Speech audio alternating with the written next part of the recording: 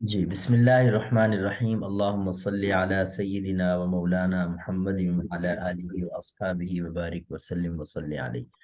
اللہ علیہ وسلم۔ اچھا، اس میں سب سے پہلے انہوں نے لکھا ہے کہ اعراب کے اعتبار سے اسم متمکن کی اقسام۔ اس عنوان کو تو اب آپ سمجھ گئے ہوں گے کہ اسم متمکن کا کیا مطلب ہے۔ جی سر۔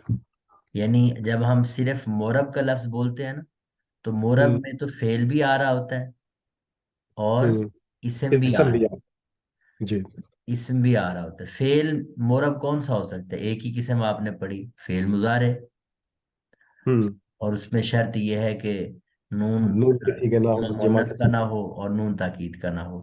اور ہوں اسم میں ایک ہی قسم ہے، اور اس کو ہم کیا نام دیتے ہیں؟ اسم متمکن۔ جی اسی لیے یعنی بعض اہل فن نے اسم متمکن کو ہی مورب کہہ دیا، کہ اس میں ہوں مورب کی جو تعریف ہے، اس میں مورب کی جو تعریف ہے وہ اس میں متمکن کی تعریف ہے۔ خیر، ابھی تعریفات میں زیادہ گہرائی میں نہیں جاتا، لیکن آپ نے مورب کی جو تعریف پڑھی تھی وہ یہ پڑھی تھی کہ وہ ہے جب عامل کو مختلف آتے ہیں تو یہ اپنی حالت اعراب کی بدل دیتا ہے۔ جی خیر، اعراب کے اعتبار سے اسی اسم متمکن کی، اسی اسم مورب کی ہم تقسیم دیکھنا چاہ رہے ہیں۔ 14 اقسام ہیں۔ 14 اقسام کا مطلب یہ ہے کہ مختلف الفاظ جو ہمیں نظر آتے ہیں، جن میں اعراب کی تبدیلی ہمیں دیکھنے کو ملتی ہے، وہ 14 قسم کے ہیں۔ جی اور ظاہر سی بات ہے، یہ کس کی بات ہو رہی ہے؟ صرف اس میں مورب کی بات ہو رہی ہے۔ جی اور یہ اتنا ذخیرہ ہے، یعنی آپ پوری زبان کو، عربی زبان کو گنگالیں تو اس میں آپ کو میرے حساب سے آ، یعنی کہتے ہیں کہ 80-90% یہی بلکہ 95% یہی ملیں گے۔ نہیں نہیں مبنی نہیں، بہت اصل کم میں نا ملیں گے۔ ہم نہیں، مبنی کے جو الفاظ ہیں نا، ابھی آپ نے پڑھے نہیں نا، وہ ان کا رول اتنا زیادہ ہے کہ وہ بھی درمیان میں لنکنگ ورڈز اور اس طرح کی چیزیں بہت زیادہ استعمال ہو رہی ہوتی ہیں۔ لیکن ان کی حیثیت اس طرح ہے کہ آپ ان کو جب تک، یعنی اس کو نہیں ملائیں گے، اسم متمکن کو ان کے ساتھ، اس وقت جی تک اس کی بھی، مثلا میں نے الذی کی مثال دی تھی یا جی ہاؤلائی کی مثال دی تھی۔ اب جی ان کے ساتھ یہ والے اسم متمکن ملتے ہیں تو جا کے کچھ کام بنتا ہے، یا فعل کا کوئی لفظ ملتا ہے تو جا کے ان کا بھی کام ہوتا ہے۔ خیر، اس کو آپ چلے 70 تک آپ کہہ سکتے ہیں کہ 70%، یا اگر ویسے یہ کہیں کہ الفاظ جو ہیں جو معنی کے لحاظ سے خود مختار ہیں، مستقل ہیں، تو وہ آپ اس سے بھی شاید کچھ مقدار بڑھا پائیں۔ خیر، یہ اسم کے، جو کہ اس میں فعل بھی تو آتا ہے نا، جی فعل کے سیغے بالکل اس سے مختلف ہیں، وہ بھی بہت زیادہ مقدار میں ہوتے ہیں۔ اور اسی طرح پھر حرف آ جاتا ہے جو کہ مبنی ہے، اس کے حوالے سے آپ کو دیکھنا، یہ صرف کیا ہے؟ اسم ہے۔ تو اس لیے ہوں میرے خیال میں نا، اس کو 60% کر لیں، باقی جو آپ کو ملیں گے وہ یہ فعل اور حرف کے اندر اور مبنی کی چیزیں ملیں گی۔ ٹھیک ہو گیا؟ اچھا، ہاں جی، انہوں نے لکھا ہے کہ اعراب کے اعتبار سے اسے متمکن کی 14 اقسام میں پہلی قسم ہے مفرد منصرف صحیح۔ ہوں مفرد کا مطلب واحد ہو، منصرف کا مطلب ہے کہ غیر منصرف نہ ہو، یعنی منصرف کا مطلب کیا ہوگا کہ تنوین آ سکتی ہو، دو زبر، ہوں دو زیر، دو پیش، اور اسی طرح تمام حرکات اس لفظ آپ پہ بھی آ سکتی ہوں، زبر زیر پیش۔ اور صحیح کا کیا مطلب ہے؟ صحیح کا مطلب ہے جس میں حروف علت نہ ہو نہ، اور جس ایک کے جیسے ہو۔ آخری حرف میں، یعنی آخری مثلا، حرف میں، سوری، ہاں یس، ہاں آخری حرف میں حروف علت نہ ہو۔ ہاں، واو اور یا میں سے کوئی نہ ہو۔ کوئی اچھا، نہ اس ہو۔ کے بعد دوسری قسم ہے مفرد منصرف جاری مجرا صحیح، یعنی مفرد کا مطلب تو وہی ہوا کہ واحد، اور منصرف کا مطلب یہی کہ تنوین آ سکتی ہوں جی بالکل۔ اور تمام حرکات بھی آ سکتی ہوں۔ ہوں، اور جاری مجرا کا مطلب قائم مقام، صحیح کا مطلب وہی، یعنی قائم مقام صحیح۔ اب یہ ہے کہ حرف علت تو ہوں، لیکن لیکن اس سے پہلے ساکن ہو۔ اس سے پچھلے حرف جو ہے وہ ساکن ہوں، جی ما قبل ساکن ہو، یعنی حرف علت ما ماں قبل قبل۔ ساکن، اس کو چھوٹا سا ہم یوں لکھ سکتے ہیں۔ جی تیسری قسم ہے جمع مکسر منصرف، اس میں آپ صرف جمع منتہل جموع کو نکال دیں تو باقی جو جمع مکسر کی اقسام ہے وہ کیا کہلائیں گی؟ جمع مکسر منصرف۔ جی ٹھیک ہے؟ اور صحیح کا مطلب پھر وہی کہ ان ایسی جمع مکسر، اگر ہوں، بعض الفاظ ہی ایسے ہیں کہ ان کی جمع کے آخر میں حروف علت آ رہے ہیں تو وہ اس میں شامل ہے۔ اس میں شامل نہیں ہوگا. جی بالکل. ہاں یعنی ہمارے جمع مکسر منصرف سے مراد ظاہر ہے وہی ہوں گے جن کے آخر میں حرف علت نہ ہو. نہ ہو. جی بالکل. تو یہ تین اقسام کا اعراب اب نیچے ذرا دیکھ لیتے ہیں. پہلے ان کو مفرد منصرف صحیح کہ ہوں. وہ اسم متمکن ہے جو مفرد ہو یعنی تثنیہ جمع نہ ہو، منصرف ہو یعنی غیر منصرف نہ ہو، صحیح ہوں. ہو یعنی اس کے آخر میں حرف علت نہ ہو. جیسے ہوں. زیدن، جیسے ہوں. زید. زائد. یہ پڑھیں ذرا زید. زائدن. ہاں جی، اب بہتر ہو جائے گا آہستہ آہستہ. اسی طرح زائد. مفرد منصرف جاری مجرا صحیح وہ اس میں متمکن ہے جو مفرد منصرف ہو اور اس کے آخر میں واو یا ما قبل ساکن ہو. یہ بھی آپ کو سمجھ آ گیا ہوگا. جیسے دلون زبیون، عدوون کرسیون. اب عدوون میں بھی جو دیکھیں واو سے پہلے واو ہے، دو واو ہے نا شد میں. جی. اصل یہ یوں ہے لفظ. ہاں ہاں. تو ان دونوں واو کو ملا کے شد دے گی نا، تو یہ بن گیا عدوون. تو ہماری شرط تو پوری ہو رہی ہے نا. جی بالکل. آپ اس میں حروف علت آ گیا، اس سے پہلے ساکن بھی ہے. جی کرسیون بھی اسی طرح. تو خیر اس کے بعد وہ جمع مکسر منصرف صحیح وہ اس میں متمکن ہے جو جمع مکسر ہو یعنی سالم نہ ہو. سالم کی اعراب ہم الگ پڑھیں گے. منصرف ہو یعنی غیر منصرف نہ ہو، صحیح ہو یعنی اس کے آخر میں حرف علت نہ ہو. جیسے رجال. ان تین قسموں کا اعراب اب یہ دیکھیں قسمیں کتنی ہیں ٹوٹل. اس میں تو ٹوٹل ہم نے 14 میرا خیال ہے. جی اس میں متمکن کی اقسام ٹوٹل 14 ہیں. لیکن ان تمام پہ جو اعراب آتا ہے نا وہ 9 قسم کا آتا ہے. اعراب کتنی قسم کا آتا ہے؟ 9 قسم کا.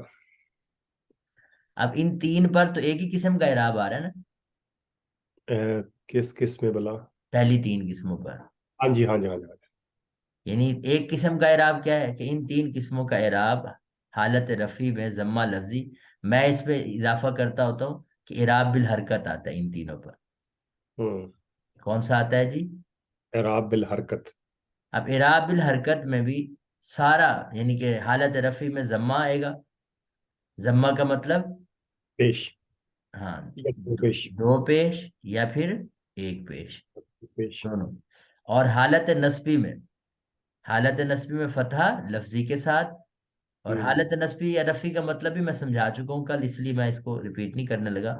حالت نصبی کا مطلب کیا، فتحہ لفظی کا مطلب کیا ہوگا؟ دو زبر یا یا پھر ایک زبر. ایک زبر.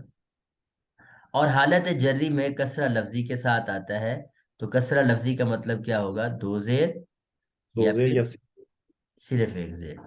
تو یہ ہم نے یعنی کل جو پڑھا تھا اور اب تک کی باتیں ہم نے کی. اب ہم اس کو آگے بڑھاتے ہیں تھوڑا سا.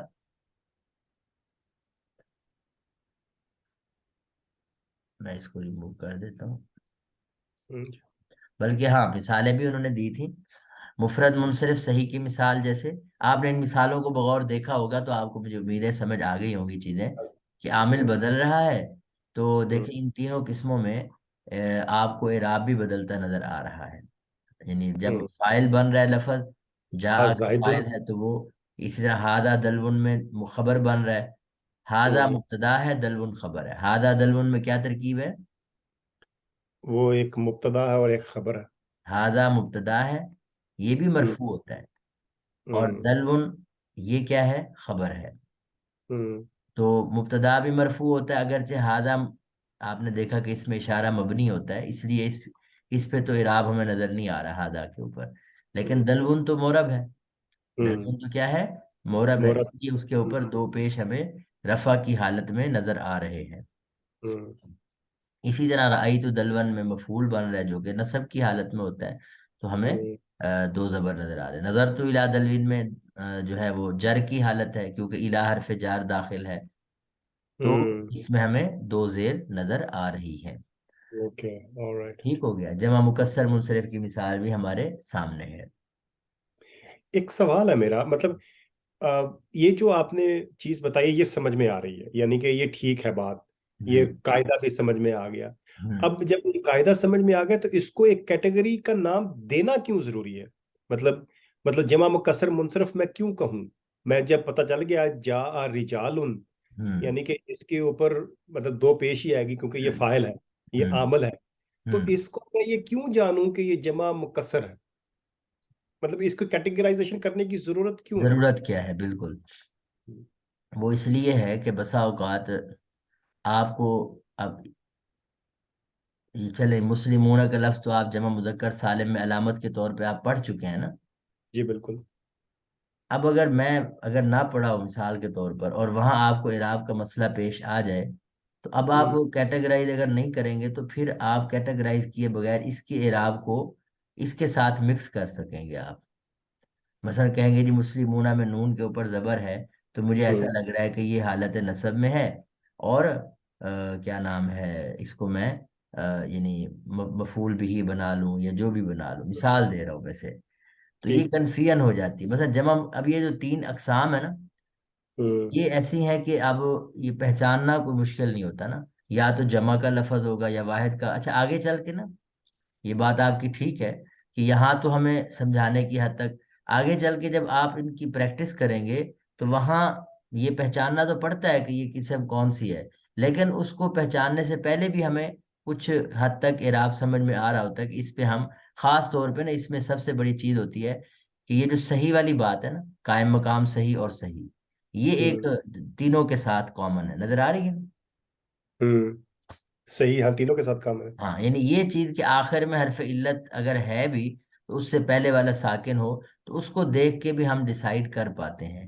یہ 3 قسمیں تو جو کہ بہت زیادہ عام تام ہوتی ہیں، اکثر آپ کو اگلی، یعنی ان کو ترتیب میں پہلے لانے کا مقصد بھی یہ تھا کہ یہ باقی اقسام کی بنسبت زیادہ استعمال ہوتی ہیں.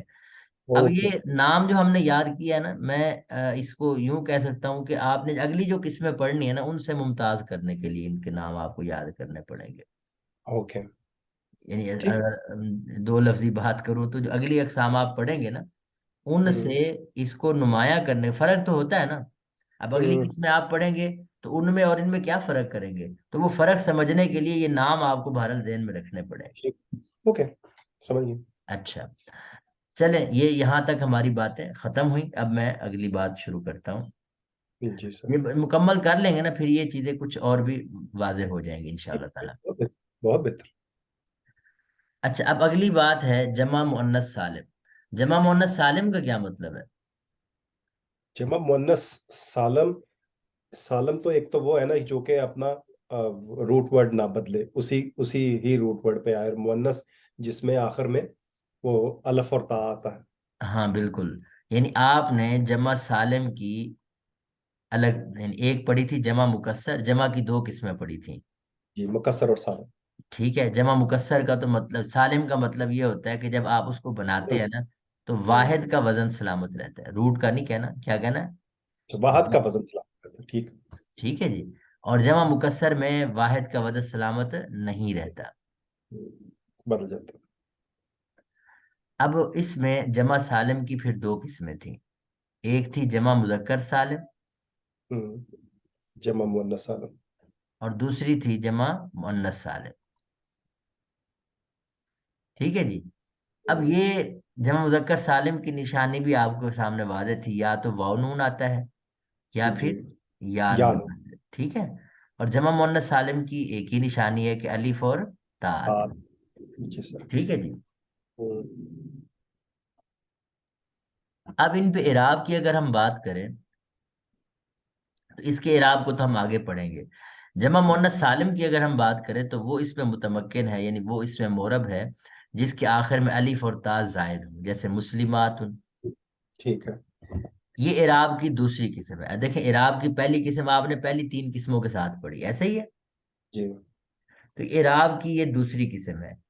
یہ بھی اعراب بالحرکت ہے. اعراب کی دوسری قسم بھی کیا ہوتی ہے؟ اعراب بالحرکت. تو اب اس میں اور اس میں فرق کیا ہوگا، یہ ذرا دیکھنے والی بات ہے. وہ یہ کہ اگر یہ لفظ فاعل بن رہا ہو مسلمات ان کا، تو اس کو ہم کیا کہتے ہیں؟ حالت رفعی. ٹھیک ہے. تو یہ حالت رفعی میں اس پہ تو ضمہ لفظی ہی آتا ہے.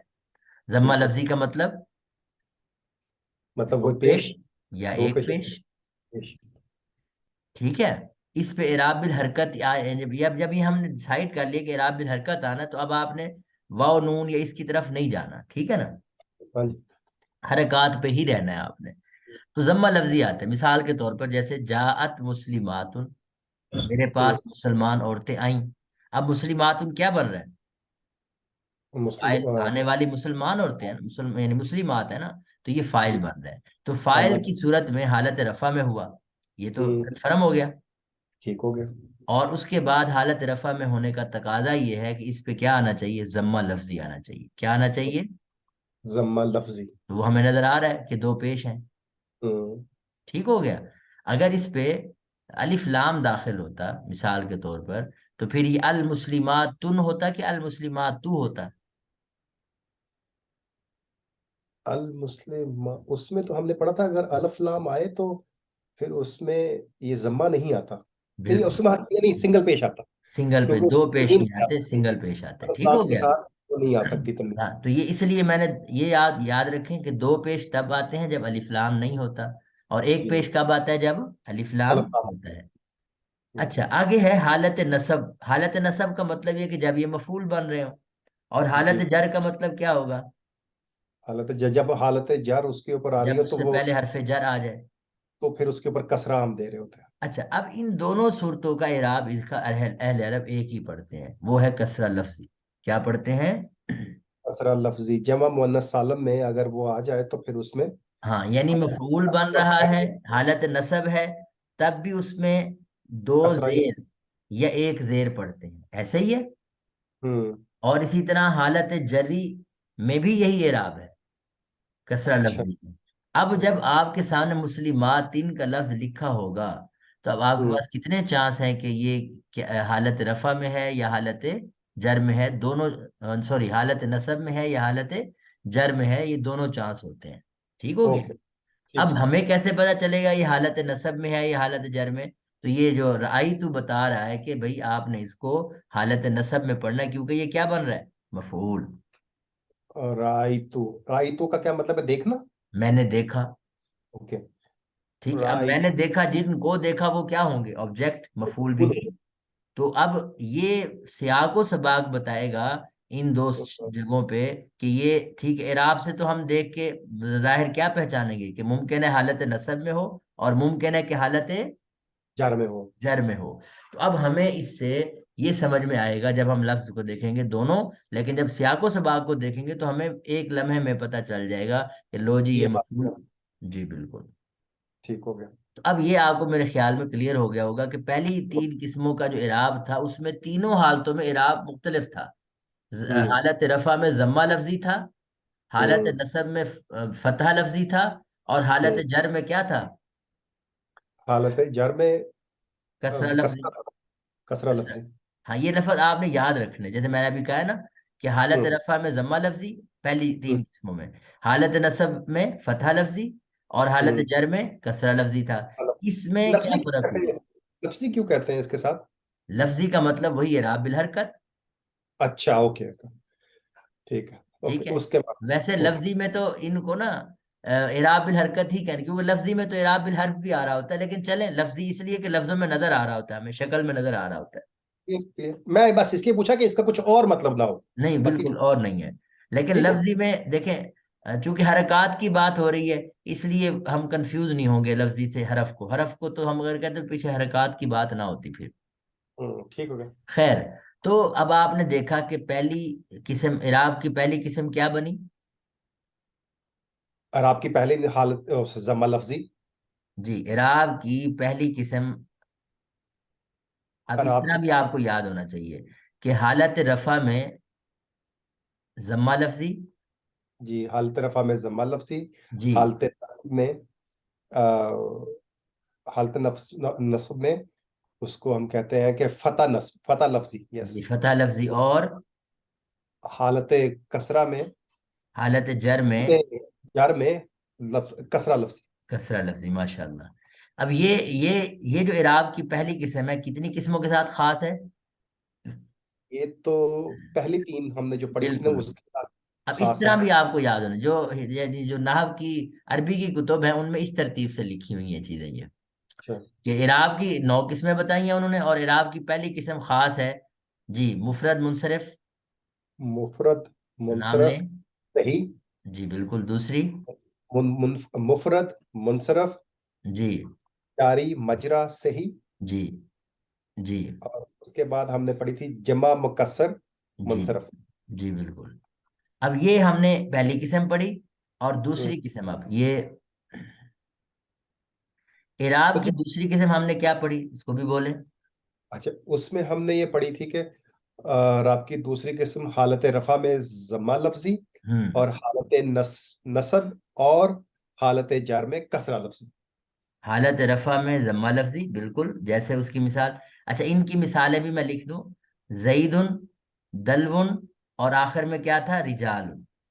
रिजालुन, जी। तो इसमें आपने देखा कि ये तीनों अल्फाज ऐसे हैं कि इनमें आप जब फाइल बनाएंगे या रफा की हालत होगी तो ये क्या बन रहे होंगे, जैदुन। दलवुन रिजालन। नसब की हालत होगी तो जईदन दलवन रिजालन, और जर की हालत होगी तो जईदिन दलविन रिजालिन। तो इराब की दूसरी किस्म में हालत रफा में जम्मा लफ्जी, हालत नसब में, हालत नसब और हालत जी बिल्कुल, जर में कसरा जी लफ्जी, दोनों माशाल्लाह, हालत जर में कसरा लफ्जी। लफ्जी। ये दूसरी किस्म होगी, ठीक हो गया। और कोई सास होका हो जाएगा इंशाल्लाह। मैंने कहा बेहतरीन, आप बहुत शुक्रिया जी, जजाक, आपने बड़ी मेरे इस मामले में बड़ी मेहनत की मेरे नहीं नहीं, ख्याल से। कोई नहीं इसमें मैंने। अच्छा, मुस्लिमात, इसके लिए हमें मिसाल क्या देनी पड़ेगी, मुस्लिमातुन या मुस्लिमातिन। तो मैंने जैसे गुजारिश की कि इसमें दोनों चांस हो सकते हैं आपके लिए, कि आप उसको यानी मुस्लिमातिन को जब देखेंगे तो आपको ये भी लगेगा कि हालत नसब में हो सकता है, और ये भी इम्कान होगा कि हालत जर में भी हो सकता है। तो अगर मैं पीछे राइतू का लफ्ज लगा दूं तो ये जाहिर है मुस्लिमात का लफ्ज मफूल बनेगा, तो हम उस वक्त इसको क्या कहेंगे, ये हालत नसब में है। ठीक है। यानी कि देखिए कि अगर तो मफूल हुआ तो हाँ, हालत नसब है, और दूसरी सूरत में हालत जर है, जर बस। है। ठीक है, अब ये मसलन इन्नल मुस्लिमीन वल मुस्लिमाती, हम्म। चले प्रैक्टिस तो हम बड़ी करेंगे, क्योंकि इस पे कुरान पाक में जगह जगह आपको ये इसम मुतमक्किन की अक़साम नजर आएंगी, और हम इंशाल्लाह उसके ऊपर प्रैक्टिस करेंगे। अभी फिलहाल हम इसको आगे बढ़ाते हैं। ये क्लियर हो गया जी। जी बिल्कुल जी, अल्हम्दुलिल्लाह। अच्छा, अब इसके ऊपर मैं